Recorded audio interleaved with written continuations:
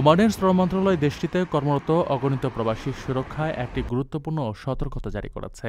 এখন থেকে কর্মক্ষেত্রে কোনো প্রবাসী গুরুতর দুর্ঘটনার শিকার হলে, পেশাগত কারণে আঘাত পেলে বা অসুস্থ হয়ে পড়লে সেই তথ্য অবশ্যই ২৪ ঘণ্টার মধ্যে সংশ্লিষ্ট কর্তৃপক্ষকে জানাতে হবে।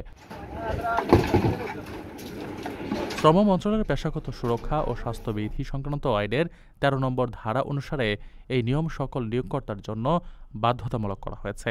মন্ত্রণালয় জানিয়েছে, যে কোনো বড় দুর্ঘটনা ঘটলে নিয়োগকর্তাকে অবশ্যই লিখিতভাবে শ্রম মন্ত্রণালয়ের পেশাগত সুরক্ষা ও স্বাস্থ্য বিভাগকে জানাতে হবে। এই নিয়ম ওমানে কর্মরত সকল প্রবাসী শ্রমিকের জন্য প্রযোজ্য। এর পাশাপাশি যে সকল প্রবাসী বিমার আওতাভুক্ত তাদের ক্ষেত্রে কর্মক্ষেত্রে ঘটা যে কোনো দুর্ঘটনার বিষয়ে সামাজিক সুরক্ষা তহবিলেও রিপোর্ট করতে হবে।